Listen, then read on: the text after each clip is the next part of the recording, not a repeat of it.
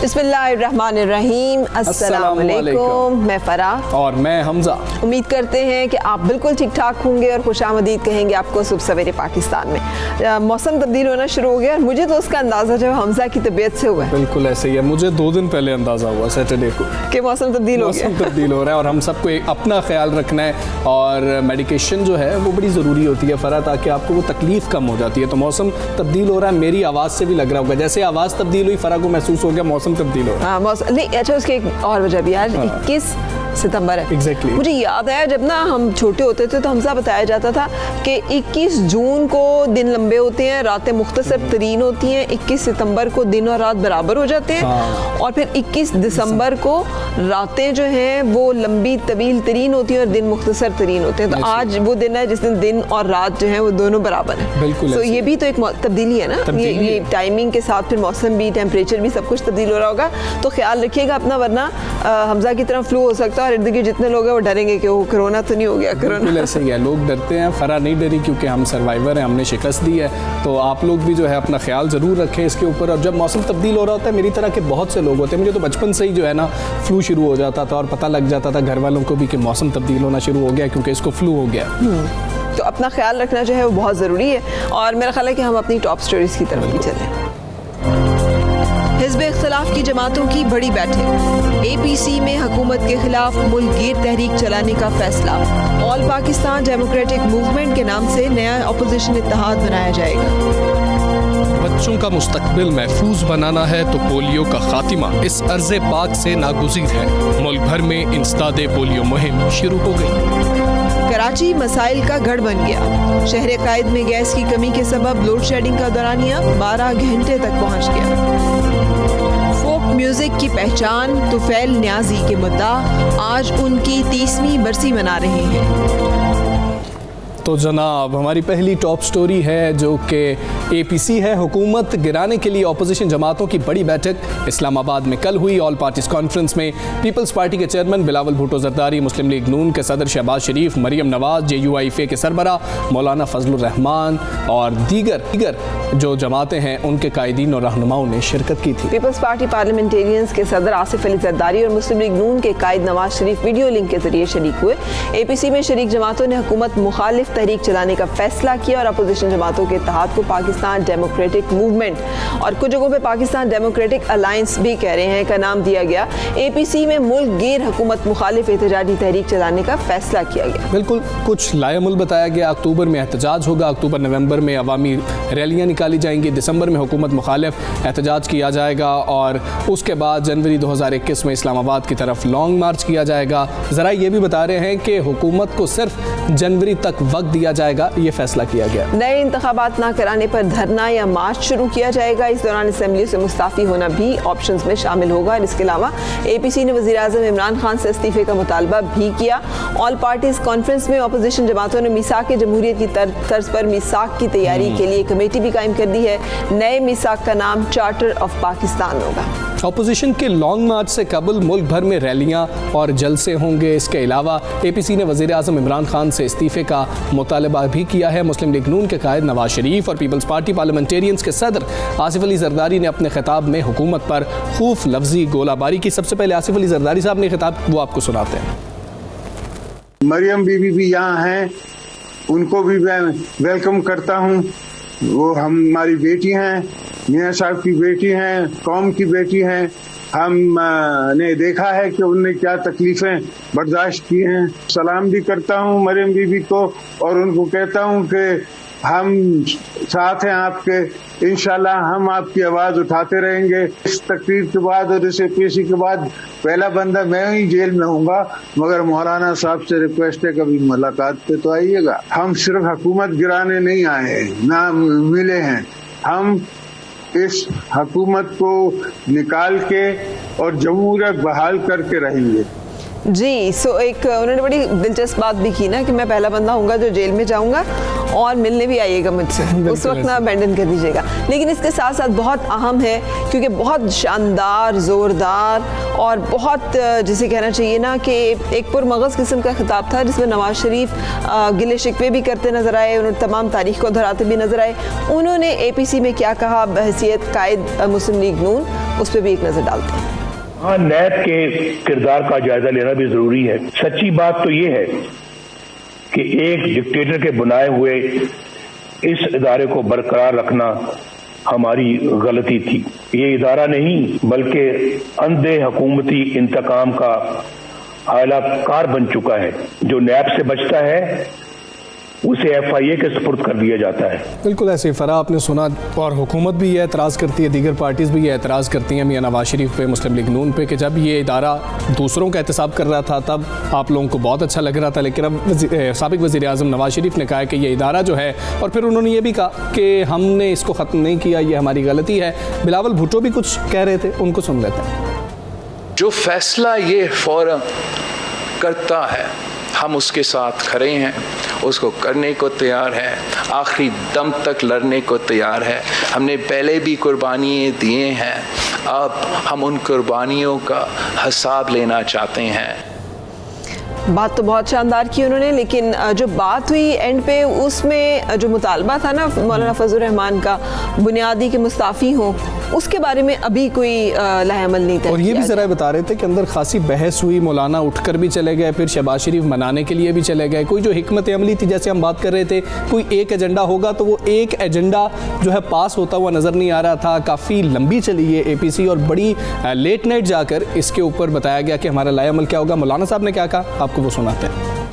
आईन और वफाकी पार्लिमानी निज़ाम पर यकीन रखने वाली कौमी सियासी जमातों का इत्तेहाद पाकिस्तान डेमोक्रेटिक मूवमेंट के नाम से तश्कील दिया गया है। इजलास मुतालबा करता है कि मुल्क में शफाफ, आज़ादाना, गैर जानिबदाराना इंतखाबात का इनेकाद यकीनी बनाया जाए। ऑल पार्टीज कॉन्फ्रेंस सेलेक्टेड वज़ीर आज़म इमरान अहमद नियाजी के फौरी इस्तीफे का मुतालबा करती है। मुत्तहिदा अपोजिशन मुल्कगीर एहतजाजी तहरीक के आगाज़ का ऐलान करती है। वकला, ताजर, किसान, मजदूर, तालिब इल्म, असातिज़ा, सिविल सोसाइटी, मीडिया और आवाम को इस तहरीक की सरगर्मियों में शामिल किया जाएगा।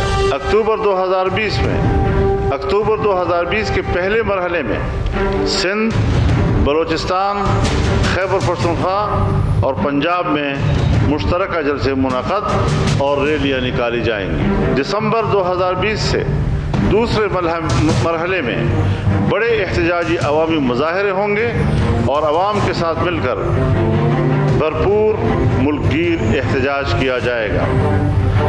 जनवरी 2021 में इस्लामाबाद की तरफ फैसला कुन लॉन्ग मार्च होगा। सेलेक्टेड हुकूमत की तब्दीली के लिए मुत्तहिदा हिज़्ब इख्तिलाफ पार्लियामान के अंदर और बाहर तमाम जमहूरी, सियासी और आईनी ऑप्शन इस्तेमाल करेगी, जिसमें अदम एतमाद की तहरीक और मुनासिब वक्त पर असम्बलियों से इज्तिमाई इस्तीफ़ों का ऑप्शन शामिल है, जिसके लिए एक खुसूसी कमेटी तश्कील दी जा रही है जो इसके लिए हतमी लाए अमल का तयन करेगी। इस APC को लेकर बहुत बहस हुई, जहाँ पर हमें हुकूमती तर्जुमान और हुकूमती रहनुमा जो है वो भी मुख्तलिफ बातें कहते नज़र आए, जिनका कहना ये था कि ये तमाम बातें जो हैं ये कोई फ़ायदेमंद साबित नहीं होगी। और भी कुछ टाइम पहले हमने देखा कि हुकूमत जो है वो बड़ी अच्छी तरह से एक बिल कामयाब FATF बिल जो है वो उसने मंजूर करवा लिया, तमाम तरह अपोजिशन की जिसे कहना चाहिए मुखालफत के बावजूद, जिसने एक बड़ा सवाल उठा दिया था कि APC का क्या अब पर्पस रह गया है और APC किस दर्जे कामयाब होगी। ये सवाल अभी भी बाकी है और यही सवाल लेकर हम इस वक्त बात करेंगे शेख रशीद अहमद से, सरबरा अवामी मुस्लिम लीग। अस्सलाम वालेकुम शेख साहब, सबसे पहले तो ये बताइएगा कि आप भी एडवोकेसी कर रहे थे उस वक्त कि नवाज शरीफ को मुल्क से बाहर भेज देना चाहिए क्योंकि वो बीमार है। अब ऐसे लग रहा है कि जैसे वो हुकूमत को ललकार रहे हैं। कल की उनकी तकरीर जो थी एक दबंग खिताब से कहा जा सकता है। अब हुकूमत के खिलाफ क्या ऑप्शंस रह गई हैं नवाज शरीफ के लिए और उनके खिलाफ क्या हुकूमत कर सकती है? लेकिन जी सेहतमंद शख्स ने बीमारी के चलमन के पीछे से खिताब किया और अपने आप को एक्सपोज किया है। वोट को इज्जत दो वो कह रहे हैं जो कोर्ट को इज्जत नहीं दे रहे। जिन्होंने नोट को इज्जत दी आज वोट की इज्जत की बात कर रहे हैं, और जो कोर्ट उनको पुकार के कह रही है वापस आओ, उस तरफ नहीं सुन रहे। ये इससे ज्यादा जमहूरी आज़ादियाँ और मीडिया की आज़ादी क्या हो सकती है कि एक मुल्ज़म को खिताब करने की इजाज़त दी। मेरा ख्याल है ये इमरान खान का कुछ नहीं बिगाड़ सकते। जी ठीक है शेख साहब, आप पेशगोई भी करते हैं। आपने कहा था कि APC नहीं होगी, APC तो आखिरकार हो ही गई है। इसका फ़ायदा कितना होगा उस पर भी बात करेंगे। पाकिस्तान की सियासत में आगे क्या होने जा रहा है? क्या इस APC को हम ये समझ सकते हैं कि हुकूमत के लिए अब कोई मुश्किलात ये अपोजिशन खड़ी कर सकती है? होने क्या जा रहा है अब आप देखें, ये फैटा पास हो गया है, आप देखें इनके साथ क्या हो रहा है। ये लातों के नीचे से हाथ निकाल के कानों को हाथ लगाएंगे। ये जो जितने मनी लॉन्ड्रर है उनके लिए मौत का पैगाम है। सिर्फ एक ही चीज़ हमारे लिए मसाइल पैदा कर सकती है, अगर ये इस्तीफे दे दे, वरना कुछ नहीं होगा। तकरीरें करते रहें, जलसे करते रहें, सब अपने साइज में आ जाएं। अच्छा, ये एक सख्त बात उन्होंने की, यही तो हुकूमत भी इल्ज़ाम लगाती है कि फैटफ जो है दरअसल आर्म ट्विस्टिंग के लिए इस्तेमाल होगा हुकूमत की। तो आप कह रहे हैं कि मनी लॉन्ड्रर्स के खिलाफ जो है कार्रवाई की जाएगी, जिसमें ये सब लोग जो कि APC में शामिल थे ये भी उसमें शायद शामिल हों। लेकिन ये भी बता दीजिएगा कि नवाज शरीफ का जो सख्त गिर एक मौक़िफ़, एक बयानिया सामने आया, ये अपोजिशन की तहरीक में कितनी जान डाल सकता है और ये कितना टर्न अराउंड कर सकता है सिचुएशन को, लोगों को? कुछ नहीं डाल सकेगा, ये पछताएंगे, ये इनकी जड़ों में बैठ जाएगी। फजलुर रहमान बोल गया कि उसने कहा इस्तीफे दो, उसकी आवाज़ ही बंद कर दी। जब फजलुर रहमान ने ये कहा तो इस्तीफे दो, उसकी आवाज़ ही मीडिया पे नहीं जाने दी, क्योंकि ये सिर्फ नंबर टांग रहे हैं और अपने केसेस खत्म करवाना चाहते हैं, अपने केसेस के खात्मा चाहते हैं, मनी लॉन्ड्रिंग के केसेस का खात्मा चाहते हैं। जी ठीक है शेख साहब, गिरफ्तारियों के हवाले से बता दीजिएगा। आसिफ अली जरदारी साहब ने तो कल कहा कि मुझे पता है कि इसके बाद सबसे पहले शायद मैं ही जेल जाऊंगा। अब मियां नवाज शरीफ की जो तकरीर थी और वो उस तकरीर पर खासी तनकीद भी हुई, मरियम नवाज को तो वो तकरीर बहुत ज़्यादा पसंद आई। क्या मियां नवाज शरीफ की इस तकरीर के बाद आप देख रहे हैं कुछ गिरफ्तारियां? इकबाल ने थोड़ा सा उस पर ट्वीट किया, उन्होंने कहा कि हमें ना हुकूमत में भी आना है वापस, तो हमें ज़रा सोच समझ के साथ मौक़िफ़ देना चाहिए। हाँ, लेकिन वो उस हवाले से थोड़ा सा मतलब वो पुराना ट्वीट था जिसको लोग शेयर कर रहे थे कि पहले हसन इकबाल का मौक़िफ़ कुछ और था। तो शेख साहब बता दीजिएगा कुछ गिरफ्तारियां हो सकती हैं? देखें जी, ये जितने लोग शामिल हुए हैं वो सब जो हैं या मुल्ज़म है या मुजरम है, तो इनकी गिरफ्तारी या ना गिरफ्तारी से तो कोई सियासत की सेहत से फ़र्क नहीं पड़ता। असल मसला ये है, इस वक्त आपको पता लग जाएगा इन्होंने इस्तीफे दिए हैं या नहीं दिए हैं। अगर नहीं दिए इस्तीफे और इन्होंने सिर्फ जलसा करना है, तो रहबर कमेटी के फैसलों के बाद करना है, तो फिर आप देखेंगे कि इनके साथ क्या हशर होगा। जी ठीक है शेख रशीद साहब। शेख रशीद साहब मुसलसल से ना वार्निंग देते हुए दिखाई दे रहे हैं सारी। इसमें सर ने ये भी कहा था शीन लीग और नून लीग, कल हमें नज़र ये आया है कि बड़ा सख्त मौक़िफ़ था नवाज शरीफ का, लेकिन शहबाज शरीफ का मौक़िफ़ जो है वो इतना सख्त नहीं था, वो मुफाहमत के ऊपर ही थे। और मियां नवाज शरीफ एक जनरलाइज स्टेटमेंट से है। मियां नवाज शरीफ ने भी बात करते हुए कहा कि मेरे भाई मियां शहबाज शरीफ साहब यहाँ पर मौजूद हैं, वो भी वही करेंगे जो हम फैसला यहाँ पर कर रहे हैं। उनको उन्होंने जो है ना बता भी दिया कि जो मैं कह रहा हूँ वही करना है, जो हमने फैसला कर लिया वही करना है, ताकि उससे ना हो। हाफिज़ हुसैन अहमद साहब हमारे साथ मौजूद हैं। इसलिए कि कल JUIF को लेकर बहुत सारी बातें हो रही थी, कुछ नाराज़गी की बातें भी आई कि मौलाना साहब कुछ नाराज़ हो गए थे। हाफिज़ साहब अस्सलाम वालेकुम। जी हाफिज़ साहब, गुज़िश्ता साल के धरने के बाद खासी मायूसी थी अपोजिशन के साथ JUIF की, अब जो है कोई उम्मीद पैदा हो गई है, और क्या वो बुनियाद थी जिसकी बुनियाद पर अब दोबारा आप एतमाद करने के लिए तैयार हुए? और आपको लग रहा है कि कल जो एलानिया जारी हुआ है इस पे नून लीग और PP कायम रहेंगे? यकीनन 2018 के इंतखाबात के बाद जमीयत उलमा इस्लाम ने जो मौक़िफ़ अपनाया था और पहले APC में मेज़बानी की थी, उसमें ये बात हमने वाज़ी कर दी थी कि धांधली के पैदावार इस असम्बली में जाने की बजाय एहतजाजी तहरीक का आगाज़ किया जाए। दो बड़ी जमातें जो पार्लिमानी तौर पर बड़ी जमातें हैं, उन्होंने हमें कहा नहीं, हम पार्लियामेंट के अंदर जाकर ही धांधली के ख़िलाफ़ जो है कोई कानून साजी या कोई रास्ता निकालेंगे। उसके बाद ये 2 साल का तवील अरसा जमीयत उलमा इस्लाम ने अपनी सतह पर 15 मिलियन मार्च किए और फिर एक रहबर कमेटी बनी और उसकी हिदायत की रोशनी में APC हुई, और उसमें ये फ़ैसला हुआ कि एक एहतजाजी जो है आज़ादी मार्च के हवाले से प्रोग्राम तरतीब दिया गया, जिसमें वादा किया गया था कि दोनों बड़ी जमातें शामिल होंगी, लेकिन बदकिस्मती से ये सूरत हाल सामने उस अंदाज में नहीं आ सकी। उन्होंने बड़ी मेहरबानी करके टोकन तो उसमें शिरकत की। जमीयत उलमा इस्लाम ने उसके बाद भी अपनी तगदों को जारी रखा और आज जो APC के हवाले से बात की जा रही है, तो मैं समझता हूँ कि ये हमारी उस तवील जद्दोजहद के बाद और ख़ुसूसन दीगर 8 जमातें भी JUI की शाना बशाना खड़ी हो गई, जो छोटी पार्लिमानी जमातें थीं, तो उसके नतीजे में APC मुमकिन हो सकी, और जिसमें जनाब जरदारी साहब और नवाज शरीफ साहब अपनी अदालत और तमाम तर पाबंदियों के बावजूद उन्होंने उस अंदाज में फ़ैसले दिए हैं। हमारी आज भी तवक्को यही है कि जो फ़ैसले मुत्तफ़िक़ा तौर पर किए जा रहे हैं या किए जाएंगे, उन पे तमाम जमातें मुखलिसाना तौर पे अमल करें, ताकि जमहूरियत के हवाले से जो एक सूरत हाल सामने आई है उसमें यकीनन से हुकूमत के ख़िलाफ़ मौसर अंदाज में। ठीक है हाफिज़ साहब, कुछ मौलाना साहब के शिकवों की बात आ रही थी कि कल उन्होंने शिकवा किया, उन्होंने कहा कि हुकूमत पहले मेरी आवाज़ दबाती थी, आज तो अपोजिशन ने आवाज़ दबा दी, मेरी तकरीर जो है वो नहीं सुनाई गई। क्या वहाँ पर बदएतमादी का माहौल हुआ, वजह क्या बनी थी? और ये भी बता दीजिएगा, क्या आप समझते हैं कल मौलाना साहब को वो स्पेस नहीं मिली जो मियाँ नवाज शरीफ और आसिफ जरदारी साहब की अदम मौजूदगी में मिला करती थी?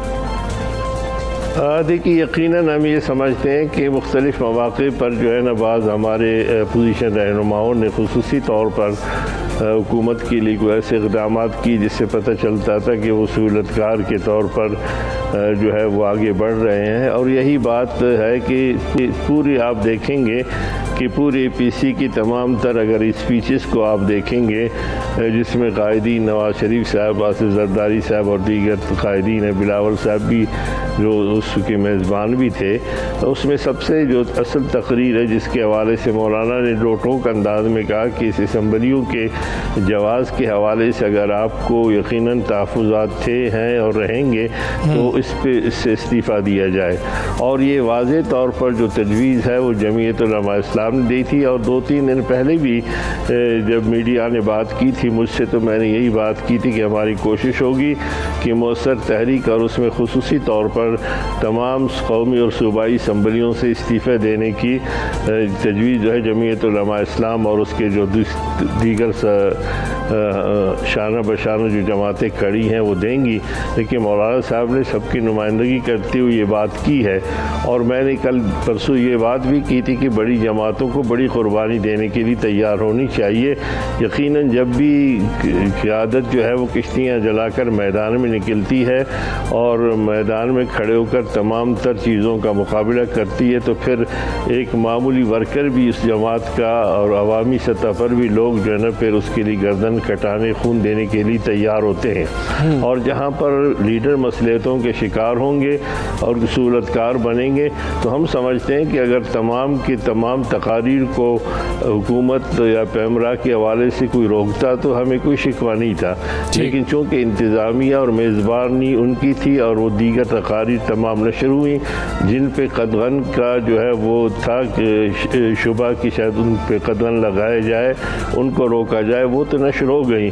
लेकिन हमारे जो इंतज़ामिया और मेज़बानी के जो फ़राइज़ अंजाम दे रहे थे, उन्होंने अगर उस खुद मौलाना फजल रहमान साहब की इस तकरीर को, जिसमें अहम निकात भी थे और तमाम तर तज्ज़िया भी था, और सबसे बढ़कर ये कि इस्तीफ़ों के हवाले से जो हमारी तजवीज़ थी, अगर इसको उन्होंने आने रोका और उसमें शामिल नहीं किया, फिर सितम ज़रीफ़ी ये है कि उज़्र गुनाह बदतर अज़ गुनाह। उनमें फिर हमें कहा गया कि जी आपके तरफ से ये बात आई थी कि इसको एन कैमरा रखा जाए। हालांकि अजीब बात थी कि तमाम सोशल मीडिया पे तो ये जो है लाइव चल रहा था। तो मैं समझता हूँ कि इसका मौलाना ने भी शिकवा किया और हमें भी एहसास और अफसोस है। सही है, आपकी गुफ्तगू से अभी भी लग रहा है हाफिज़ हुसैन अहमद साहब के यकीनी तौर पर ये महसूस किया गया, ना सिर्फ जमाती लेवल पे बल्कि इंडिविजुअल लेवल पे भी।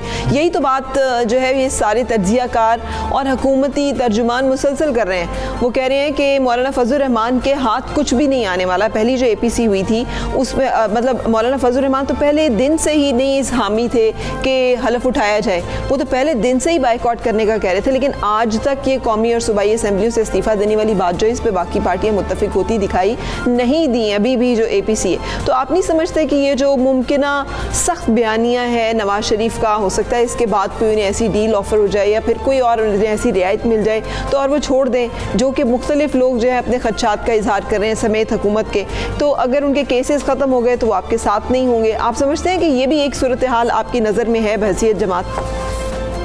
मसला ये पैदा होता है कि हम समझते हैं कि अगर नवाज़ शरीफ साहब को नहीं किसी को भी कोई रिलीफ पहुंचता है तो पहुंच जानी चाहिए, लेकिन हमें तवक्को है कि वो अपने बयानिया के ऊपर के वोट को इज़्ज़त दो उस पर वो कायम रहेंगे। और अब कोई भी ऐसी सूरत हाल जिसमें उनको कोई मफादात का मसला हो उसके लिए वो कभी भी अपने उस मौक़िफ़ से नहीं हटेंगे और हमें तवक्को है और हमें उम्मीद भी है। और अब फिर कौम के सामने ख़ुद उन्होंने किया और तमाम कौम के अफराद ने भी सुन लिया, सोशल मीडिया के अलावा भी इलेक्ट्रॉनिक मीडिया पर भी आया और प्रिंट मीडिया में भी तमाम पैगाम पहुँच गया। जी ठीक है, JUIF का मौक़िफ़ दे रहे थे हाफिज़ हुसैन अहमद साहब हमारे साथ मौजूद थे।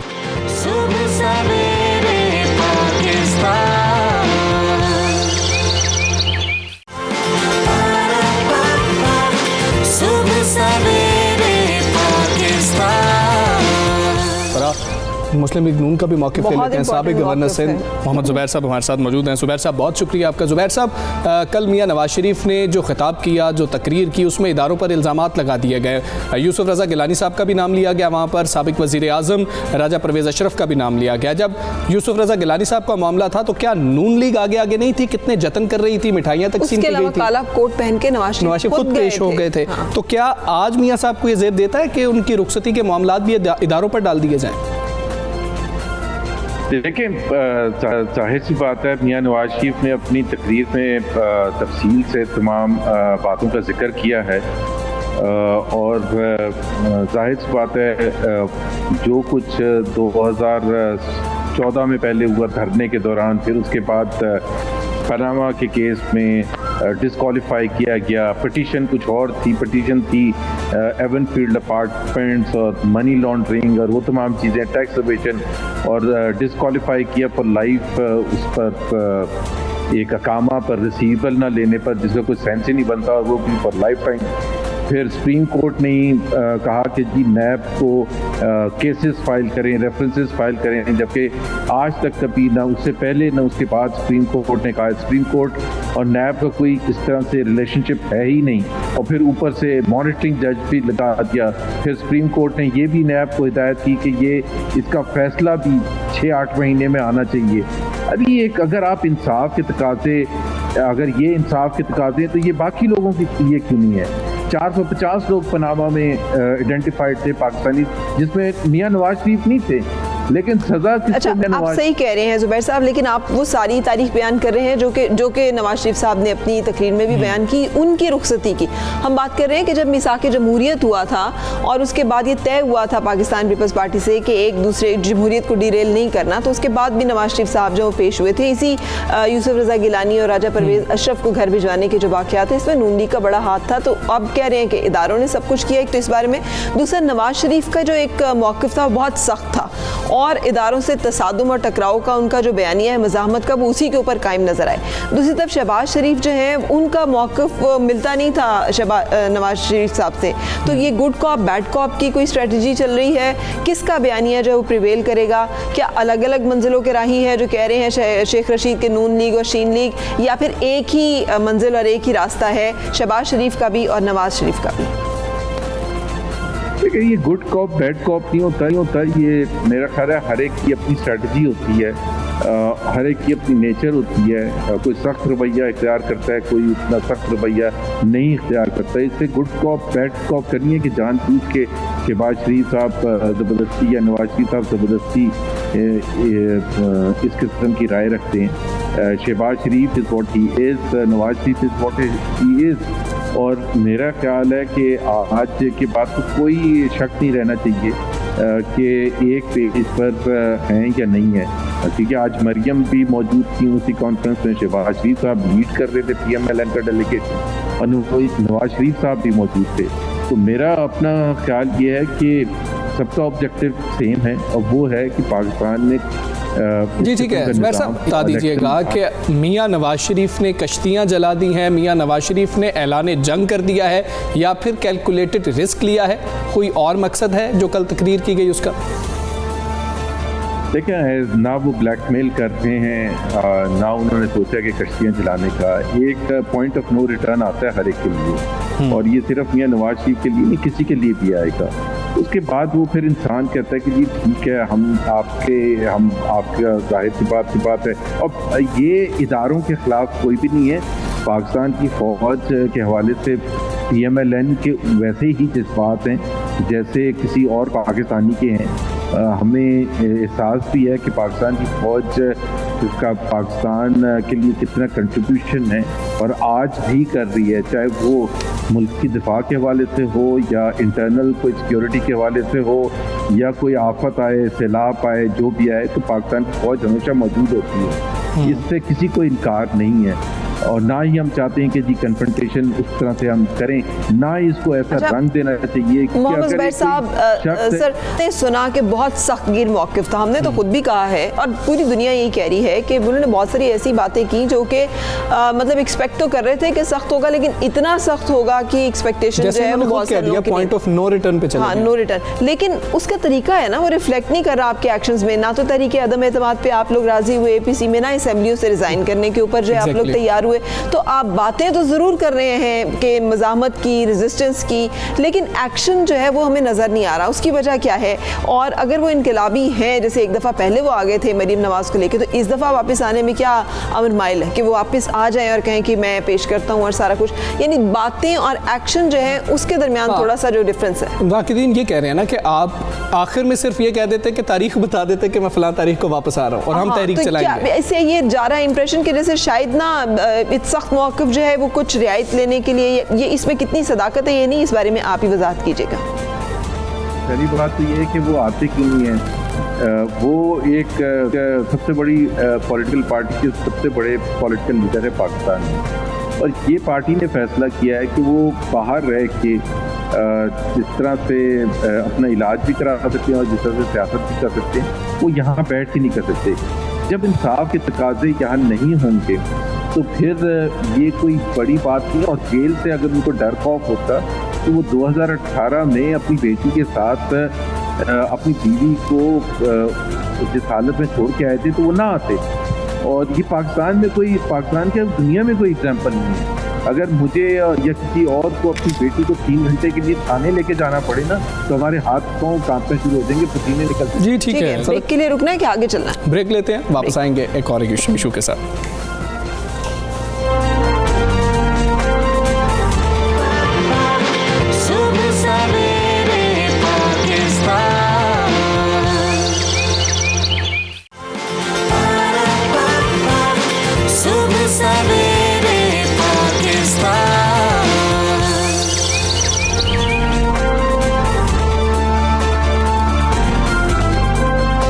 मॉर्निंग और खुश आमदीद कहूँगी आपको सुबह सवेरे पाकिस्तान में। अब जो बात है ना, ये मेरे दिल के बहुत करीब है, इसलिए कि बच्चे हम सब के साझे हैं। ये पाकिस्तान का वो खूबसूरत मुस्तकबिल है जिससे हमें बहुत उम्मीदें और तवक्कुआत हैं। दिल दुखता है ये कहते हुए कि अफ्रीका जैसा मुल्क और एक खिता जो कि बहुत पसमानदा शुमार किया जाता है, गैर तरक्की याफ्ता कंसिडर किया जाता है, वहाँ तक पोलियो का खात्मा हो गया है, लेकिन पाकिस्तान में पोलियो अभी बाकी है। बच्चों का मुस्तकबिल अगर हमें महफूज बनाना है तो पोलियो का खात्मा इस धरती से बहुत ज़रूरी है। मुल्क भर में इंसदाद पोलियो मुहिम का आज से आगाज़ हो गया है जो 25 सितंबर तक जारी रहेगी। इस दौरान हुकूमत टारगेट कर रही है 4 करोड़ बच्चों को कत्ले पिलाए जाएं, और पंजाब में ही सिर्फ 1 करोड़ 99 लाख, सिंध में 92 लाख से ज़ायद बच्चों की पोलियो वैक्सीनेशन होनी ज़रूरी है, जो होगी। इस्लामाबाद में 3.5 लाख, खैबर पख्तूनख्वा में तकरीबन जो है 67 लाख के करीब, आज़ाद कश्मीर में 6,69,000 बच्चों की पोलियो वैक्सीनेशन होगी। कौमी इंसदाद पोलियो मुहिम में 2,77,000 वर्कर्स हिस्सा लेंगे। वर्कर्स बहुत मेहनत करते हैं इनके साथ ये भी शिकवा आता है कि माँ बाप थोड़ा सा कॉपरेट नहीं कर रहे, तो आप इनके साथ कॉपरेट कीजिए, आपके बच्चों के लिए ये बहुत ज़्यादा ज़रूरी है। और फरा यही देखने में आया कि कई माँ बाप जो पोलियो के कतरे नहीं पिला रहे होते तो फिर वो बच्चे बेचारे पूरी ज़िंदगी जो है माजूरी में गुजार देते हैं। 5 साल की उम्र तक के बच्चों को ये पोलियो के कतरे पिलाकर ही सारी दुनिया ने जो है वो इस बीमारी से निजात हासिल की है। और हमारे यहाँ ये जो मिथ्स डिफरेंट हमजा चल रही है ना कि खुदा ना खास्ता इसकी वजह से कोई बीमारी को बांझपन हो जाता है, या ये कि ज़रूरी नहीं है, अगर बीमारी मौजूद है।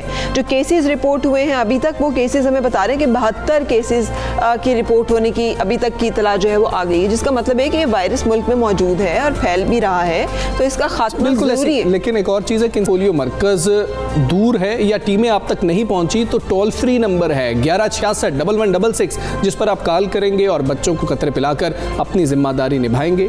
फरा अगले मामले की तरफ चलते हैं, ये मामला भी बड़ा अहम है।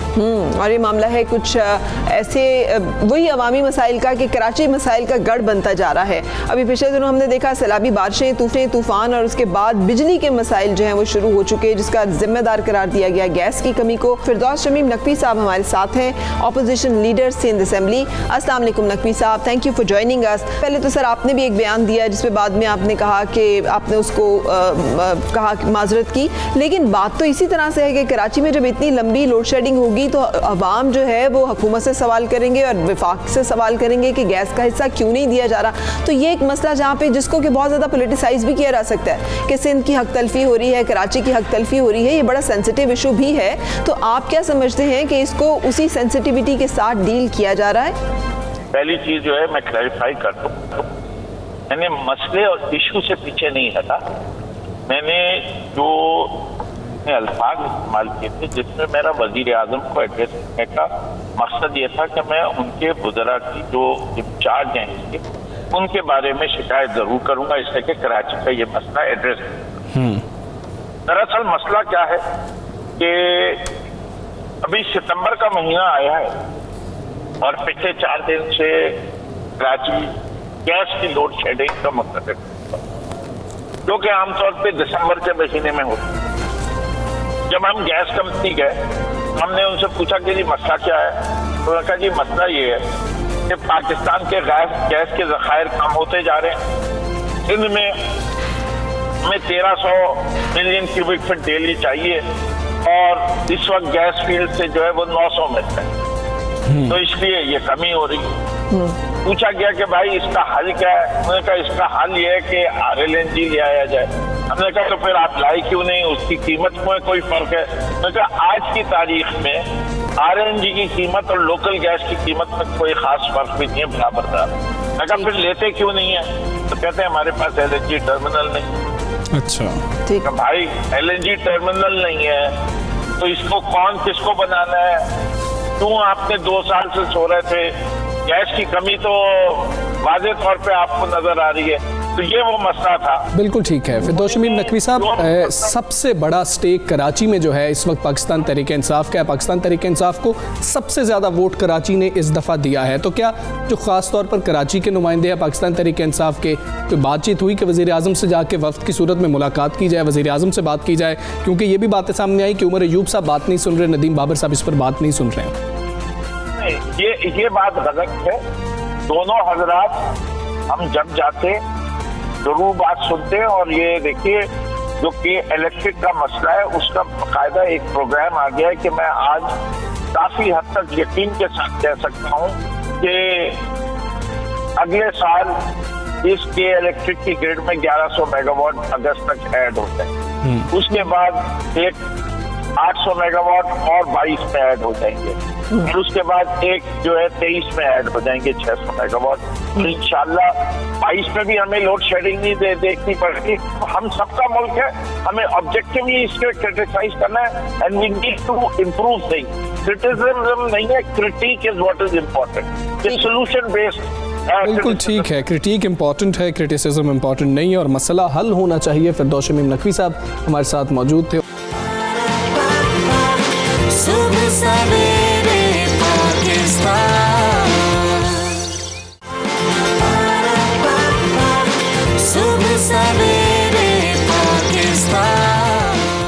अगले अगले मामले पे चलते हैं। बल्दियाती इंतखाबात का मामला है, पहले सिंध का मामला था, पंजाब का मामला भी कुछ खटाई में पड़ता हुआ, कुछ लेट होता हुआ नजर आ रहा है। जो है ना बिल्कुल एक जैसी खटाई में पड़ रहे हैं। और आपको याद है हम बात कर रहे थे और मैंने कहा था बल्दियाती इंतखाबात वो जगह है जहाँ पर आकर कोई कितना जमहूरी है वहाँ पे खुल के हकीकत जो है वो सामने आ जाती है। इसलिए कि इख्तियारात की निचली सतह तक मुंतकिली, फंड्स के मामला जो हैं उनको गिव अप करना और वहाँ पर अवाम की फलाह बहबूद का सोचना ही वो मुश्किल मरहला है जो आज तक हमारी सियासी जमातें जो हैं वो बखूबी तय नहीं कर पाई हैं। इस हवाले से हमने बातचीत करनी है और हमारे साथ हैं लियाकत बलोच साहब, जमात इस्लामी की राह। बिल्कुल सही। तो पहला सवाल जो है जी हमजा, क्या पूछेंगे उनसे? लियाकत बलोच साहब अस्सलाम वालेकुम, बहुत शुक्रिया आपने वक्त दिया। बलोच साहब कहिएगा कि गैर जमाती जो इंतखाबात हैं उस पर जमात इस्लामी का मौक़िफ़ क्या है, और ये भी कह दीजिएगा कि APC को थोड़ा सा टच कर लें कि APC का मामला क्या हुआ। सिराजुल हक साहब ने कह दिया कि अगर तो इन्विटेशन मिल भी जाता तो हम ना जाते।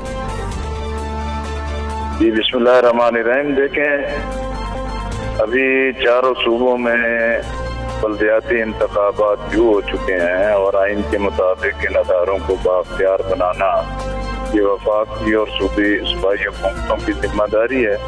लेकिन बदकिस्मती है कि जो सियासी जमहूरी हुकूमतें होती हैं उनकी तरजीहात में बल्दियाती अदारे उनको बाख्तियार बनाना और इंतखाबात नहीं होते। पहले भी जो माजी में अभी इंतखाबात हुए वो सुप्रीम कोर्ट के फैसले के तहत ही आइन के मुताबिक इन चीज़ों पर अमल दरामद हुआ। और अब पंजाब में और KP में तो एक सिस्टम दिया गया है। इनमें अभी तक मसाइल वाज़े नहीं है। बलूचिस्तान 1.5 साल से अदारे खत्म हो चुके हैं लेकिन इंतखाबात नहीं है। जी मैं समझता हूँ कि ये जो आधा तीतर आधा बटेर का मामला किया जा रहा है और एक बहुत ही गुजलत और मजीद करने वाला निज़ाम किया जा रहा है। तजर्बा KP में भी कोई बहुत अच्छा और कामयाब नहीं रहा और अब पंजाब में भी उसको लाया जा रहा है। मजमूई तौर पर बुनियादी असूली चीज़ तो ये होनी चाहिए कि आइन के मुताबिक बर वक्त इंतखाबात हों, आइन के मुताबिक बाख्तियार अदारे हों और आइन के मुताबिक एक इंटीग्रेटेड सिस्टम हो कि जिससे शहरियों को उनके हकूक मिल सकें। दुरुस्त फरमाया आपने बलोच साहब। ये भी फरमाइएगा कि स्ट्रीट पावर है जमात इस्लामी की हमेशा से, अभी भी जलसे होते हैं तो सब लोग उसे देख सकते हैं, लेकिन रिफ्लेक्ट नहीं की थी इलेक्शंस में। तो अब बल्दियाती इंतखाबात के लिए आप समझते हैं कि जमात इस्लामी मुकम्मल तैयार है और तैयारियाँ क्या हैं उस हवाले से भी बताइएगा। और सोलो फ्लाइट का कुछ तस्करा हो रहा है, यानी आप APC में भी नहीं गए, आपने कहा हम हकीकी अपोजिशन है। बल्दियाती इंतखाबात तो एक अवामी खिदमत का जरिया है और पूरी कौम अच्छी तरह जानती है कि जमात इस्लामी मुल्क की कोई एक मुनफरद जमात है कि जिसका कारकुन और जिसकी पूरी तंजीम अवामी खिदमत को हमेशा तरजीह देती है। अभी कोरोना कोविड-19 का मामला था, सबके सामने है कि जमात इस्लामी ने और खिदमत ने बहुत बढ़िया एक खिदमत अंजाम दी। जी बिल्कुल। तो जमात इस्लामी बल्दियाती इंतखाबात के लिए मुकम्मल तैयारी कर रही है और इंतखाबात जिस नौइयत के भी जिस तरीके से भी कराए जाएं जमात इस्लामी इसमें भरपूर हिस्सा लेगी। जहाँ तक ये है कि जमात की कोई सोलो फ्लाइट, आप देखते हैं कि पाकिस्तान में आज हर तरफ जो एक अफरा तफरी है, फसाद है, अदारे। जी ठीक है, जमात इस्लामी मुकम्मल तैयार है। लियाकत बलोच साहब हमारे साथ थे, बहुत शुक्रिया आपका। वो ये कह रहे थे कि हम तो तैयार हैं बल्दियाती इंतखाबात के लिए अगर बिल्कुल है। खिदमत ने बहुत काम किया है और खिदमत के जो कारकुन हैं हमें बड़े सैलाब के दिनों में कराची में भी मुतहरिक और एक्टिव नजर आए। लेकिन अगली हमने आपको जो बात बयान करनी है वो बहुत सारे उन लोगों के लिए है जो कि पाकिस्तान से, पाकिस्तान की सकाफत से, पाकिस्तान की धरती से और इससे उगने और जुड़े हुए म्यूज़िक से बहुत प्यार करते हैं। आज एक बहुत खूबसूरत आवाज़ के मालिक तुफैल नियाज़ी के मद्दा उनकी 30वीं बरसी मनाते हैं। बिल्कुल, तुफैल नियाज़ी साहब ने जलंधर में आंख खोली और फिर जिंदगी भर फोक गायकी से लोगों के दिलों को इसी तरीके से लुभाते रहे। जी यकीनी तौर पर खूबसूरत आवाज़, कमाल तासुरात और उसके साथ साथ जो उन्होंने फोक म्यूज़िक को भी एक थोड़ा गज़ल की और उसका टच दिया था, ये वो सहर था जो कि वो अपने सुनने वालों पे बांध देते थे और आज भी उनके चाहने वाले जो हैं वो उनकी आवाज़ और उनके गाए हुए गीतों को पसंद करते हैं और सुनते हैं। हमें एक ब्रेक के लिए रुकना है, ब्रेक के बाद फिर मिलेंगे।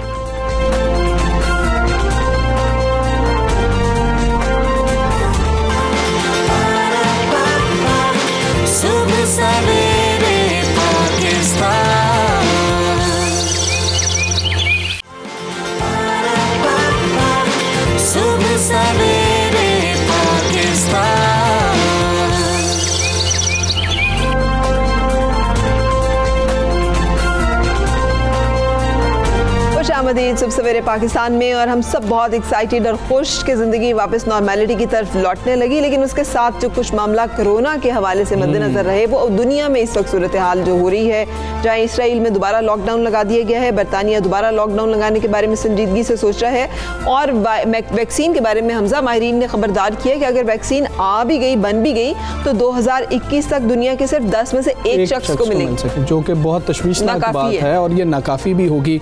तो फरा ये मामला बड़ा संजीदा होता जा रहा है। दूसरी लहर का जिक्र तो होता रहा है, लेकिन अब दूसरी लहर आती हुई सेंस भी कर रही हैं डिफरेंट जो गवर्नमेंट्स है, खासतौर पे यूरोप, जैसे बरतानिया का भी आपने जिक्र किया, बरतानिया में भी यही मामला है। इससे पहले कि हम स्कूल खुलना और ना खुलना की डिबेट पे जाएं, मेरा ख्याल है कि इस बारे में अपडेट लेते हैं और आपको भी आगाह करेंगे। माहिर वबाई अमराज हमारे साथ हैं, doctor Rana Jawad, welcome you in show. और बताइएगा डॉक्टर साहब कि आपके ख्याल में ये सेकेंड वेव जिसकी हम बात जिक्र कर रहे हैं, क्या पाकिस्तान भी इस वक्त सेकेंड वेव को देख रहा है आते हुए, और क्या मुमकिन आप जो केसेस रिपोर्ट हो रहे हैं कितने आप देख रहे हैं कि वो तशवीशनाक है? बहुत शुक्रिया इनवाइट करने का अपने प्रोग्राम में।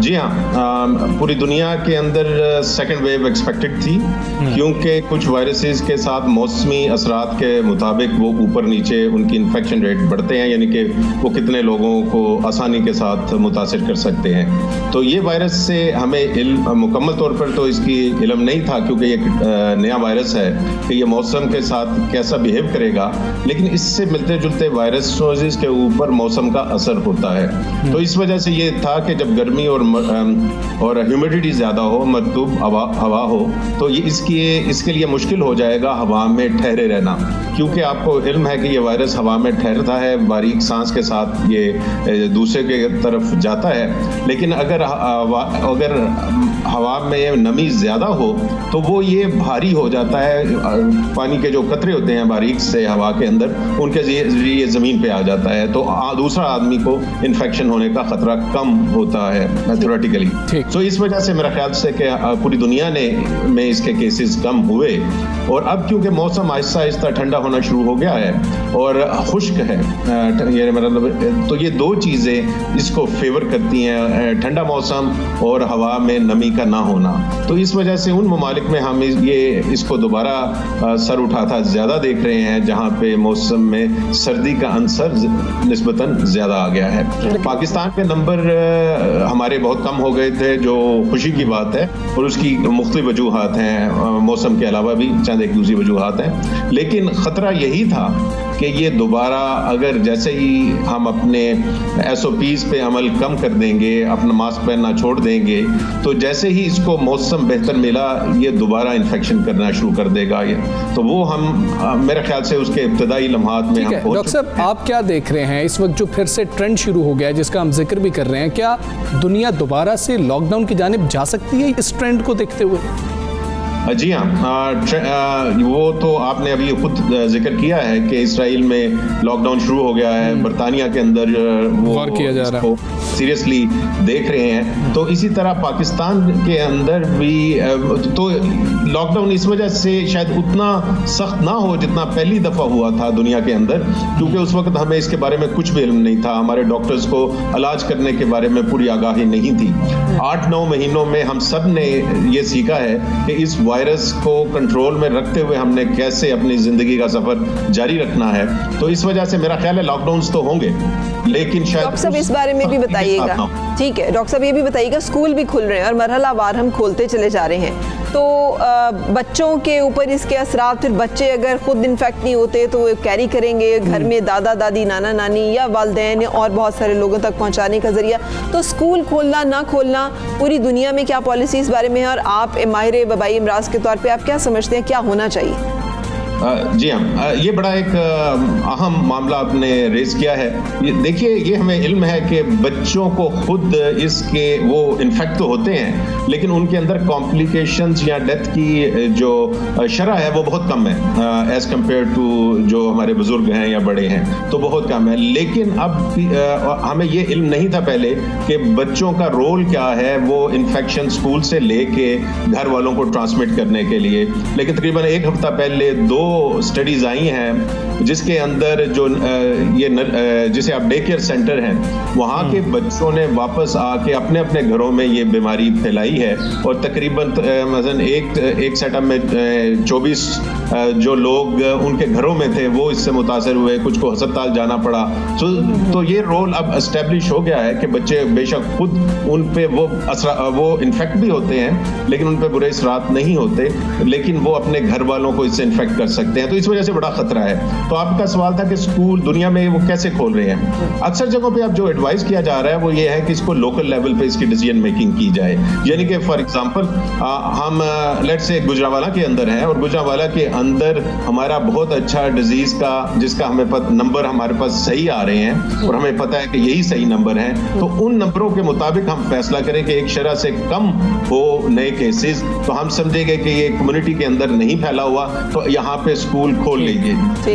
वो अगर आपके पास डिस्ट्रिक्ट लेवल का अच्छा रिलायबल डेटा मौजूद हो तो तब आप डिस्ट्रिक्ट वाइज इसको डिसाइड कीजिए। दूसरा, आपका रूरल के स्कूल्स का डिफरेंट रिक्वायरमेंट्स हैं और आपके शहरों के अंदर जो स्कूल्स हैं उनके अपने प्रॉब्लम्स हैं। तो इन दोनों को भी ये हमने देखना है कि वो किस तरह जो गांव के स्कूल हैं। एक और अहम मामला है कि आप वबाई अमराज को अच्छे तरीके से समझते हैं। क्या ये जो वबाएं होती हैं मुख्तलिफ इलाकों में, मुख्तलिफ मुल्कों में, मुख्तलिफ सूबों में मुख्तलिफ तरीके से अफेक्ट करती है? जिस तरह एक आम माइंडसेट या तासुर ये था कि पाकिस्तान में उस तरीके से कोरोना ने सेवेरिटी कोरोना में नहीं थी जो बाकी यूरोप में नहीं आया हमारे पास वायरस का, जो कि शायद बाकी ममालिक में आया है। तो क्या ये चीज़ ऐसा होता है कि वबा किसी एक इलाके में ज़्यादा असरअंदाज होती है, यहाँ पर शक्ल या हैत उसकी बदल सकती है?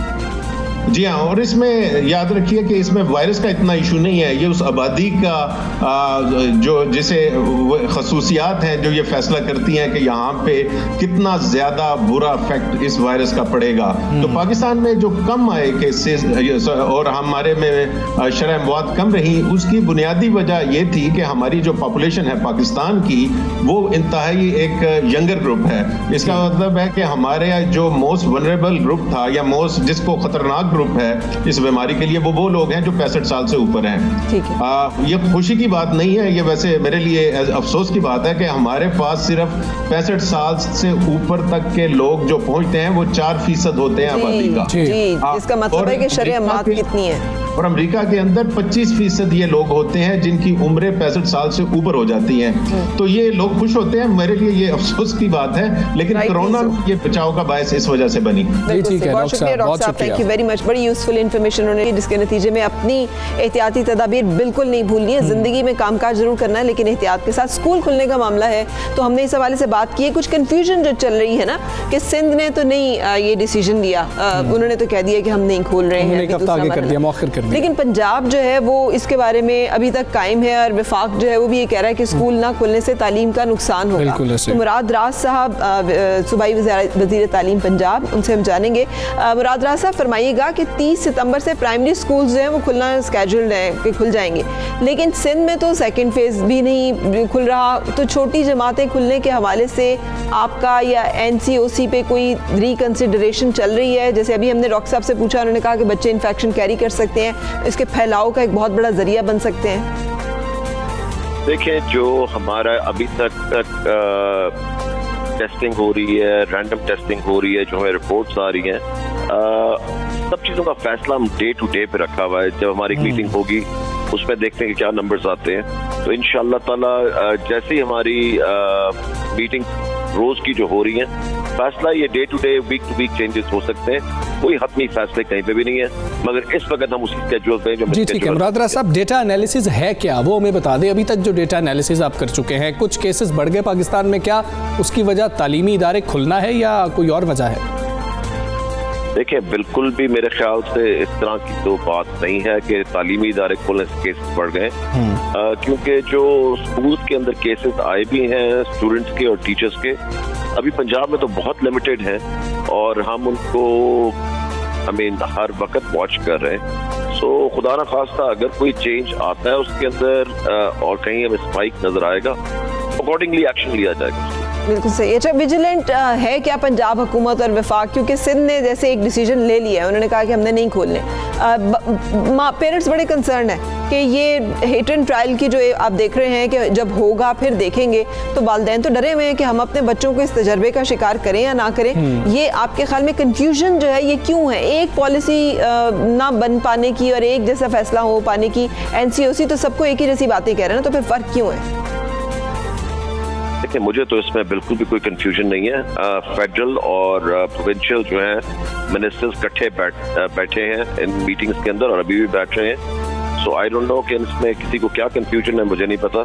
बड़ी क्लैरिटी के साथ बताया हुआ है कि कब स्कूल्स और किस तरह के स्केड्यूल पे खुलेंगे और अगर उनमें कोई चेंजेस आएंगे तो सब इकट्ठे। ठीक है मुरादरा साहब, निजी स्कूल्स बड़े अरसे से कहते रहे कि स्कूल्स को खोल दिया जाए, बड़ा नुकसान हो रहा है। तो जो 20% उनकी कटौती हो रही थी, क्या उनकी वजह है कि वो नहीं, वो कटवाना चाह रहे और कह रहे स्कूल खोल दें जी आप, हमें 20% नहीं आपको? हुकूमत पे कोई प्रेशर है निजी स्कूल्स का इस मामले पर? मेरे ऊपर तो कोई प्रेशर नहीं किसी चीज का भी, ना मैंने कभी प्रेशर लिया है, ना मुझे कोई प्रेशर मुझे कर सकता है किसी चीज के अंदर भी। सो आई मीन आई थिंक जो भी फैसला किया जाएगा और जो भी फैसले हमेशा किए गए हैं वो बिल्कुल मेरिट पे किए गए हैं और देख के बेस्ट फैसला किया है उसमें। अच्छा, बिल्कुल सही। ये भी बता दीजिएगा, अच्छी बात है अगर आप पे प्रेशर नहीं है, लेकिन ये कह रहे हैं कि इस सूरत हाल में जब कोरोना फैलता दिखाई दे रहा है तो स्कूल खोलना जो है वो एक मुश्किल फैसला यकीनी तौर पे हुकूमत के लिए भी होगा। लेकिन क्या ये तय है फिर कि अगर ज़्यादा सेकंड वेव हमें ऑब्वियस नज़र आती है तो फिर स्कूल बंद कर दिए जाएंगे? और अगर बंद कर दिए जाएंगे तो फिर क्या होगा? फिर जो तालीमी नुकसान होगा उसके लिए भी कोई फिर लाएअमल तय किया गया है या किया जा रहा है? देखिए, कहीं पे भी इस तरह का कोई हुआ खुदा ना खास्ता तो बच्चों की जिंदगियां, मेन टीचर्स की जिंदगियां, इनकी फैमिलीज की जिंदगियां वो सबसे जरूरी हैं। सो अकॉर्डिंगली खुदा न खास्ता अगर कभी सेकंड वेव आती है तो अकॉर्डिंगली जी ठीक है मुरादरा साहब, बहुत शुक्रिया। सुबह सवेरे पाकिस्तान, सुबह सवेरे पाकिस्तान। आगे चलते हैं और अहम चीज़ है, टैक्स के ऊपर बहुत ज़्यादा बात हो रही थी कि जी कि आप कितना टैक्स देते हैं। कई आम लोग जितना टैक्स दे रहे हैं उससे भी कम टैक्स दिया गया है कई सियासतदानों की जानिब से। और अगर उनके लाइफस्टाइल की बात की जाए तो वो इतना शाहाना है कि लगता है पता नहीं कितना ही टैक्स ये देते हो। बिल्कुल सही। किस सियासतदान ने कितना टैक्स दिया और किसने सिर्फ बयाना से काम चलाया? FBR ने टैक्स डायरेक्टरी 2018 जारी कर दी। सबसे ज़्यादा टैक्स अदा करने वाले सियासतदानों में मुस्लिम लीग नून के रहनुमा और साबिक वज़ीर आज़म शाहिद खाकान अब्बासी सर फहरिस्त रहे। और उनको जब फिर चोर कहा जाता है या फिर इस तरह के अल्फाज कहे जाते हैं तो जो एक आउटबस्ट आता है ना, वो फिर अब सारी दुनिया के सामने आ गया कि वो उस पर जैसे रिएक्ट करते हैं। लेकिन इन्होंने 24 करोड़ 13 लाख 29,362 रुपये टैक्स अदा किए। हालांकि ये सबसे बड़े बिजनेसमैन नहीं है हमजा, इनसे भी बड़े बड़े बिजनेसमैन, इनसे भी बड़े बड़े टाइकून्स जो हैं वो हमारी कौमी असेंबली में, सूबाई असेंबली में बैठे हुए। और हैरत की बात है कि उनका टैक्स क्यों ज़्यादा नहीं है। बस यही देखना होगा, FBR ने जिस तरह से जारी किया है उसमें यही है। और फिर शाहिद खाकान अब्बासी साहब भी इस चीज़ को कैश तो करते हैं, इस मामले को कैश किया जाता है कि भाई मैंने तो सबसे ज़्यादा टैक्स दिया था और फिर सवाल भी मुझसे किए जा रहे हैं। तो ये वो मामला है कि सब पर चेक होना चाहिए, देखना चाहिए। बनता तो है ना फिर इसे कि जब हम कहते हैं ना टैक्स पेयर्स मनी, तो रिस्पॉन्सिबिलिटी का सबसे पहला जो मेजर है वो तो ये है कि आपने अपनी जिम्मेदारी कितनी अदा की, आपने टैक्स जो वाजिबुल अदा था वो आपने कितना अदा किया। इनडायरेक्ट टैक्सेस तो हम सब देते हैं और दे ही रहे हैं, लेकिन अगर एक आम जो मुलाजिम है, सरकारी मुलाजिम है या एक आम कोई शख्स है, शहरी है, उसका टैक्स जो है वो उन लोगों से बढ़ जाए जो कि टैक्स देने के बाज़ात लेक्चर देते नजर आते हैं, तो फिर यकीनी तौर पर एक सवाल तो उठेगा। सबसे ज़्यादा बात हो रही है वज़ीर आला पंजाब सरदार उस्मान बुज़दार के ऊपर कि 2018 में उन्होंने कोई टैक्स भी नहीं दिया है। अब वो तो देखना होगा, जैसे वज़ीर आज़म इमरान खान ने 2,82,449 रुपये टैक्स दिया है, शहबाज शरीफ ने 97,30,595 रुपये टैक्स दिया, जबकि बिलावल भुट्टो जरदारी ने 2,94,117 रुपये टैक्स दिया। अशफाक तौला साहब माहिर टैक्स अमूर हमारे साथ मौजूद हैं, जरा उनसे बात करें। जी अशफाक तौला साहब, मैं ये जानना चाहूँगी कि अगर हमारी कौमी सूबाई असेंबली के अरकान जो है वो खुद टैक्स देने में इतने जो है पीछे नजर आएंगे, तो फिर टैक्स के ऊपर कानून साजी कैसे करेंगे? यानी जैसे हमने करना है ज़राअत के ऊपर प्रॉपर टैक्स जो है कलेक्ट किया जाए, चीज़ें जो है उनको टैक्स उसमें लाया जाए, स्लैब में लाया जाए, तो जब वो देने के लिए तैयार नहीं है तो फिर वो टैक्स के लिए कानून साजी कैसे करेंगे? बिस्मिल्लाहिर्रहमानिर्रहीम, थैंक यू वेरी मच। पहले थोड़ा सा मैं आपको एक बात बता दूं कि ये जो टैक्स ईयर है 2018 जी 2018 का मतलब है इस असेंबली से उसका कोई ताल्लुक नहीं है, बिकॉज कि ये मारिद वजूद में आई थी असेंबली, आपको याद हो तो 2018 की अगस्त जी। तो बहुत सारे ऐसे MNA और MPs होंगे जो कि उस असेंबली के मेंबर नहीं थे और उनका रिकॉर्ड भी यहाँ दिया गया है। तो मेरा ख्याल है इसकी कंपैरिजन जो थोड़ी सी है ना वीक हो जाती है और हमें नहीं करनी चाहिए। हाँ, वो MNA या MPs या सेनेटर्स जो कि मौजूद थे अपना असेंबली के अंदर, पिछली असेंबली के अंदर, उन्होंने अगर कोई टैक्स नहीं पे किया या कम पे किया है उसके ऊपर बात हो सकती है। मेरा ख्याल है कि जैसे हमने कहा कि फयादुल हसन चौहान मेंबर ही नहीं थे, ठीक है ना, अख्तर सुबानी साहब मेंबर ही नहीं थे, इस तरीके से इमरान खान साहब और शहबाज शरीफ साहब मेंबर थे, शाहिद अब्बासी साहब भी मेंबर थे। तो जो मेंबर थे पहले तो उन्हें हमें अलग करना पड़ेगा कि क्या ये वही मेंबर थे, अब उनके ऊपर फिर बात हो कि किस तरीके से हमें उनके टैक्स का जायजा लेना चाहिए। जैसे शाहिद खान अब्बासी साहब ने एक मीडिया इंटरव्यू में कहा कि जी मेरी काफी अरसे से एक इनकी जो बिजनेस वेंचर है वहां से पेमेंट नहीं आई थी और उस साल वो उनको पेमेंट मिली तो उसको वो टैक्स बना, क्योंकि आपका जो इंडिविजुअल का टैक्सेशन होता है वो रिसीट बेसिस पे या अकाउंट बेसिस पे जब भी आप इस तरीके से एक ऑप्शन अडॉप्ट करते हैं उस पर आता है। तो उन्होंने रिसीट बेसिस को अडॉप्ट किया होगा तो उनको मिल गया।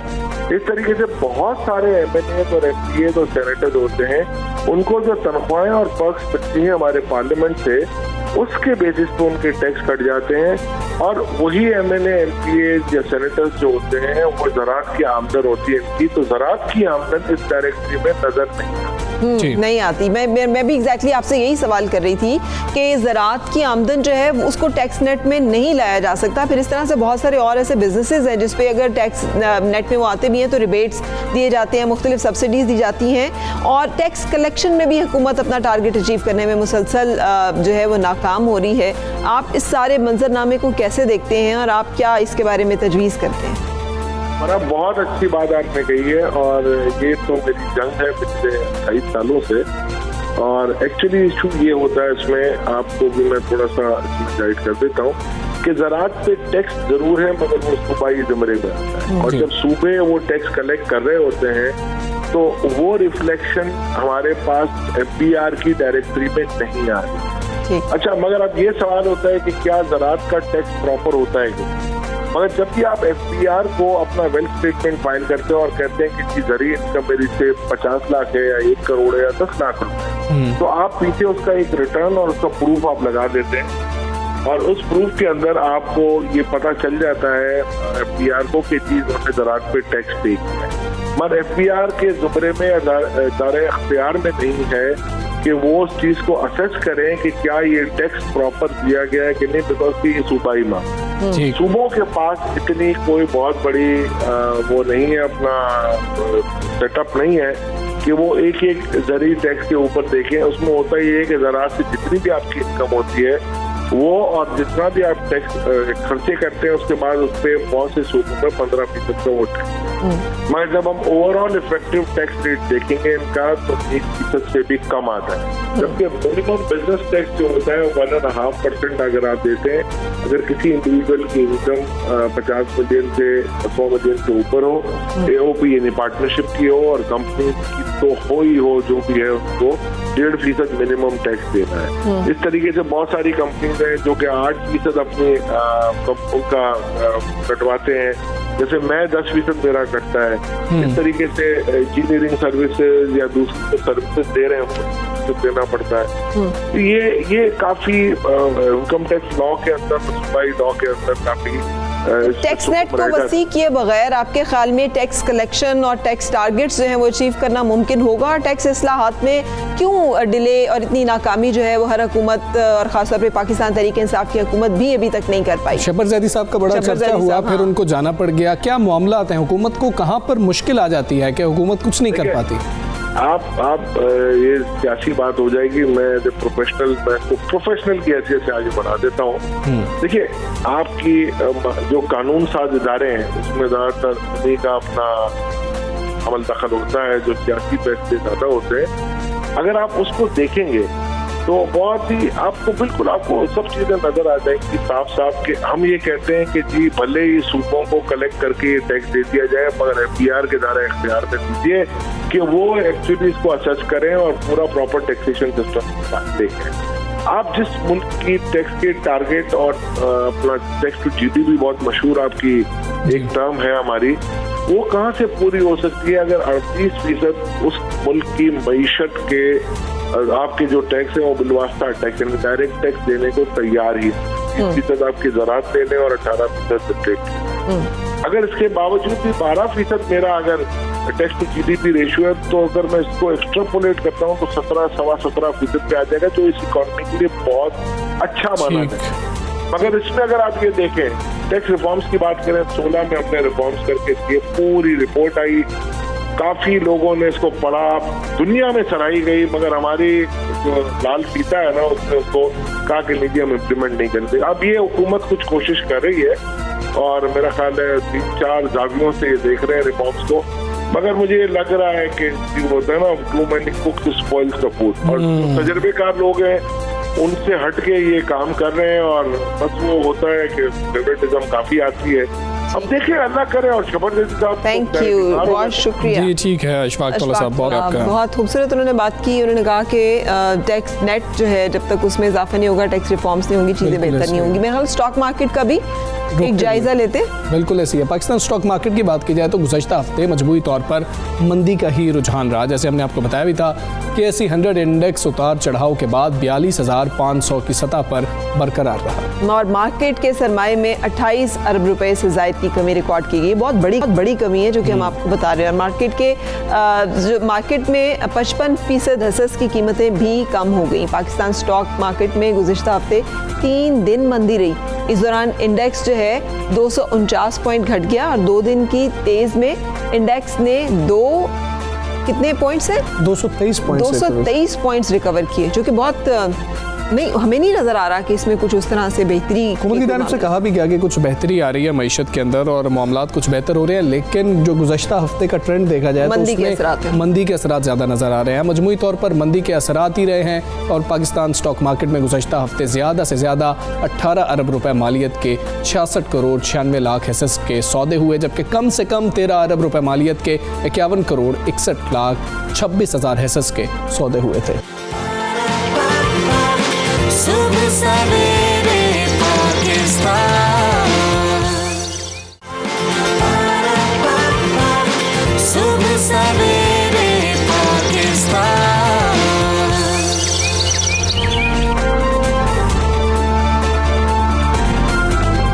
खुशामदीद, वेलकम बैक सुबह सवेरे पाकिस्तान में। और आपको बताएंगे कि आज पाकिस्तान समेत दुनिया भर में अमन का आलमी दिन मनाया जा रहा है। अक़वाम मुत्तहिदा ने 2001 में 21 सितंबर को आलमी यौम अमन के तौर पर मनाने का ऐलान किया था, जिसका अहम मकसद दुनिया को हथियारों से पाक करना और अमन की अहमियत को उजागर करना है। मगर फरा अफसोस है जिस पे हम आज बात करने जा रहे हैं कि कश्मीर और फ़लस्तीन आज भी बदअमनी की आग में जल रहे हैं। जन्नत नज़ीर वादी मकबूजा कश्मीर में अमन एक ख्वाब बनकर रह गया है। कई दहाइयों से जारी भारतीय जारहियत का सिलसिला तूल पकड़ता जा रहा है। बिल्कुल सही। और कश्मीर 5 अगस्त 2019 से कश्मीरी जो हैं वो अपने घरों में कैदियों की ज़िंदगी गुजारे। हमने लॉकडाउन का एक अरसा गुजार के देखा है कितना पेनफुल होता है ये।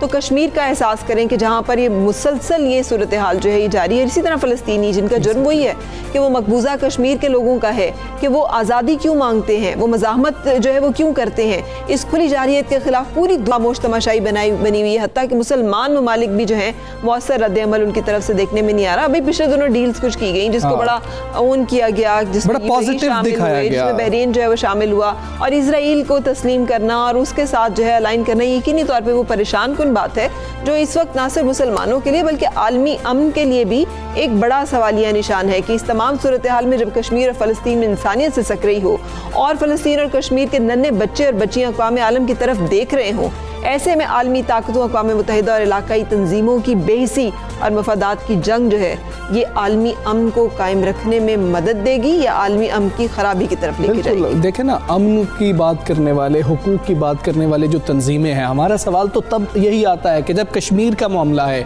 जब बात आ जाती है रोहिंग्या के मुसलमानों की, जब बात फ़लस्तीन के मुसलमानों की आ जाती है, तो वो क्यों खामोश हो जाते हैं? ईस्ट तिमोर में हुआ था ये मसला और कितनी जल्दी उसे यूरोपीय यूनियन ने हल करवाया और कैसे उसे हल करवाया। फिर दुनिया इसी चीज़ पे सवाल उठाती है कि इस्लामोफोबिया जो है कि जहाँ जहाँ मुसलमान हैं और मुसलमान पिस रहे हैं और जुल्म का शिकार हैं, वहाँ पर मामलात में और उसको हल करने में उस सुबक रबी का मुजाहिरा नहीं किया जाता जो बाकी जैसे ईस्ट तिमोर में किया गया। एक वर्ल्ड ट्रेड सेंटर का वाकया हुआ, उसके बाद कितनी जंग हुई, लेकिन अमन भी उनको ही मिलता है। आलमी तंजीमें भी अमन उनको ही देती हैं या उनके अमन की बात करती हैं जिनके पास हथियार मौजूद हैं सबसे ज़्यादा, जिनके पास सबसे ज़्यादा ताकत मौजूद है। इसी मामले पर बात कर लेते हैं।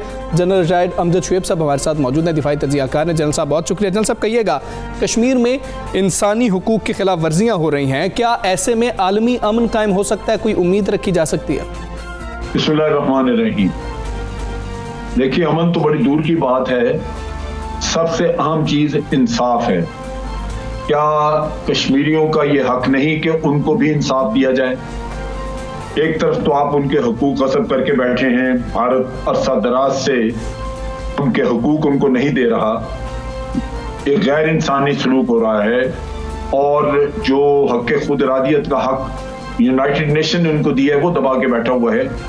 और फिर उसके साथ साथ अगर आप वहां पे कर्फ्यू नाफज कर दें, खवातीन के खिलाफ आप जराइम करें और बच्चे स्कूल जाने से रह जाएं, दुनिया इलाज मालजे से रह जाए, तो इन हालात में कश्मीरियों के ऊपर जो बीत रही है उसका एहसास होना चाहिए दुनिया को भी, अक़वाम मुत्तहिदा को भी। और अगर ये एहसास नहीं है तो फिर आप बेशक अमन का दिन मनाते रहे या कोई भी और दिन मनाएं, कश्मीरियों के लिए ये सब कुछ बेकार है। तो फिर इंसानियत है कहाँ? इन चीजों को देखते हुए ना सिर्फ परेशानी होती है बल्कि इंसान का एतमाद उठ जाता है इस तरह के दिनों पे या इस तरह की बातचीत पे, जहां हमें तो दुनिया ये सुनाए कि हम इंसानी हुकूक की बात करते हैं, अमन की बात करते हैं, लेकिन जहां अमन चाहिए वहां की बात कोई ना करे, तो फिर क्या एतमाद होगा? ये सब बातें फिर आपको खोखली लगती हैं। जनरल साहब, हम भी अभी यही बात कर रहे थे, वो कहते हैं ना कि जुल्म रहे और अमन भी हो, क्या मुमकिन है तुम ही कहो। तो ये सवाल तो बहुत बड़ा है और ये सवाल सबके सामने है। अभी हम बात कर रहे थे ईस्ट तिमोर का मसला कैसे हल होता है। रोहिंग्या के मुसलमान जो हैं वो उनकी इज्तिमाई कब्रें भी निकल आती हैं, लेकिन उसके बारे में खामोशी इख्तियार की जाती है। अमन का नोबेल प्राइज़ जो है वो वापस तक नहीं लिया जा सकता। कश्मीर में मुहासरे का सिलसिला और वहाँ पर लॉकडाउन का सिलसिला जारी और सारी है। अक़वाम मुत्तहिदा की रेजोल्यूशंस वहाँ मौजूद हैं, अक़वाम मुत्तहिदा की अपनी रिपोर्ट उस बारे में सबके सामने है। इसी तरह फ़लस्तीन के बारे में है। तो आलमी इदारों का जो किरदार है, आलमी ताकतों का जो किरदार है, आप उसके बारे में कुछ बताइएगा कि वो क्या नजर आ रहा है और क्या होना चाहिए और क्या किया जा सकता है अब इस बारे में? दुनिया में अमन इस तरह कायम नहीं हो सकता। देखिए, बात ये है, हमारे दीन ने हमें बताया, हमारे कुरान करीम में ये चीज वाज़ेह तौर पे बताई कि अगर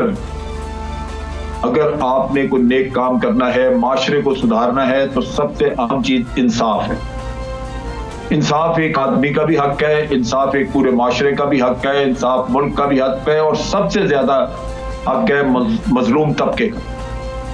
जहां भी कहीं जुल्म है, लोग जुल्म बर्दाश्त कर लेते हैं क्योंकि उनको तवक्को होती है कि जब वो इंसाफ का दरवाजा खटखटाएंगे तो इंसाफ मिलेगा। लेकिन अगर इंसाफ हासिल करने की तवक्को भी खत्म हो जाए और आपको ये एहसास हो कि जुल्म भी हो रहा है और इंसाफ भी नहीं मिलेगा, तो फिर माशरा कहाँ जाएगा? अमन तो नहीं रहेगा। फिर वो पिसा हुआ तबका जो है वो कानून को अपने हाथ में लेगा। नतीजा ये है कि फिर आप उसे बेशक आप मिलिटेंसी कह लीजिए, दहशतगर्दी कह लीजिए, इंतहा पसंदी कह लीजिए, शिद्दत पसंदी कहें, अमन तो ना हुआ। फिर अमन खत्म वही होता है जहां पे मजलूम को इंसाफ नहीं मिलता। और आज सूरत हाल कश्मीर में यही है, फलस्तीन में यही सूरत हाल है, बहुत सारे मुस्लिम ममालिक में यह है। और जहां कहीं भी जुल्म पनप रहा है और इंसाफ नहीं दिया जा रहा, वहां पे आप देख रहे हैं कि वहां पे इंतशार है, वहां अमन नहीं है। अब अमन और इंसाफ किसने देना है? आपके अदारे हैं, यूनाइटेड नेशन का अदारा है, P5 के कंट्रीज हैं जिनका दुनिया में पूरा इख्तिदार और इख्तियार है, वो इंसाफ देने के लिए आगे बढ़ें।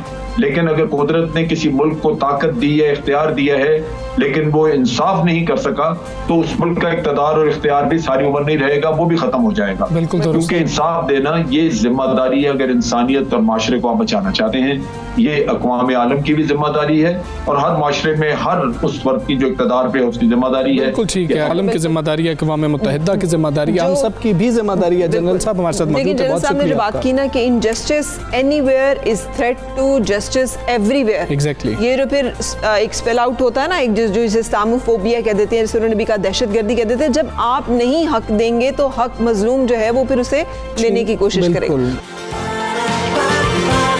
सुबह सवेरे पाकिस्तान, सुबह सवेरे पाकिस्तान। सानू नहर वाले पुल थे बोला, वो उस पे भी हम बात करेंगे, उस पे हमने बात करनी है। मुझे लगता है वो कोई आपका कोई वो टचिंग पॉइंट है, कोई टचिंग। बिल्कुल, हमने वो सोच समझकर उसके ऊपर नहर वाले पुल पे किसी ने बुला के डिच किया हुआ है। नहीं, वो मैं बताऊंगा कि नहर वाले पुल पर किसने बुलाया था, और पूरी कौम ही जो थी ना नहर वाले पुल पर मौजूद रहती थी उस दौर में। उसको हम बात करेंगे, लेकिन प्रोग्राम के आखिर में। अच्छा हमजा, हर बात में से ना सियासी बात निकालने के गुरु हैं। मैं जाती बात कर रही हूँ, वो लेके पता नहीं कहाँ सियासी उसमें। अच्छा चले, अच्छा ये हमारे दौर की, मेरे दौर की तो बात नहीं है, हमारे बुजुर्गों की बात है। सारे नहर वाले पुल पे पहुंच जाते थे, मैं उसकी बात कर रहा हूँ। और वो हम जो है ना, मैं आखिर में बात करूंगा उसका, ये मैंने क्यों कहा, और जो हमने अलबेला साहब की बात की, उनका भी ये वाला शॉट हमने क्यों लगाया था। खैर आगे चलते हैं और बात करते हैं कि पाकिस्तान में बहुत खूबसूरती है, मकामात कुछ बहुत खूबसूरत है फराह।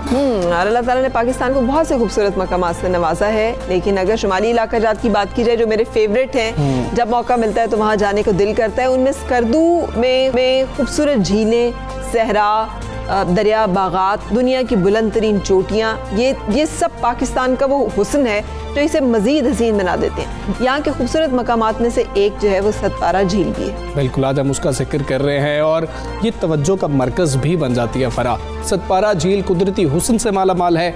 सतपारा बल्ती ज़ुबान का लफ्ज़ है जिसके बारे में हम आपको बता रहे हैं कि, और जिसके मानी है 7 दरवाजे इस झील तक पहुँचने के लिए दुश्वार गुजार रास्तों से गुजरना पड़ता है।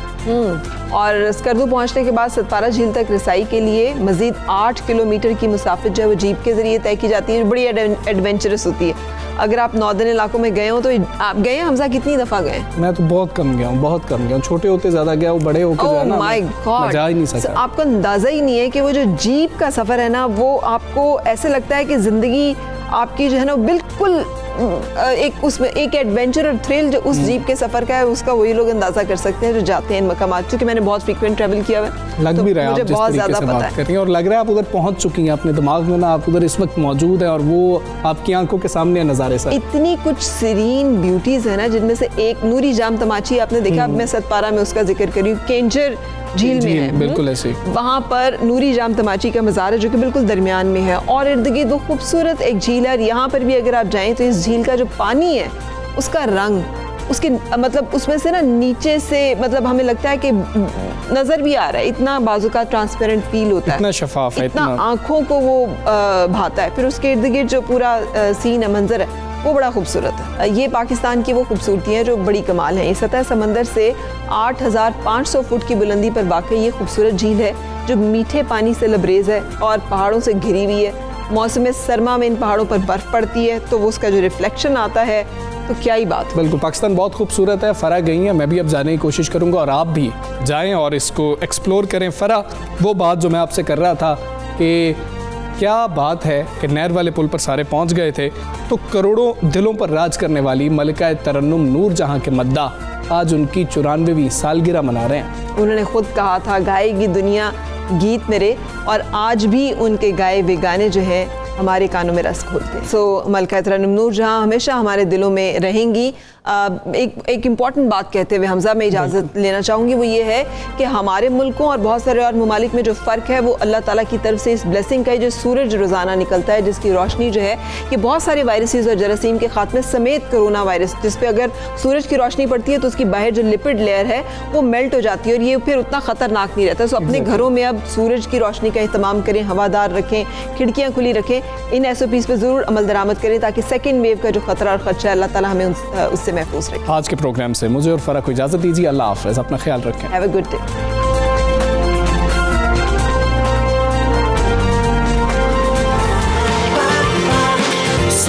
सवेरे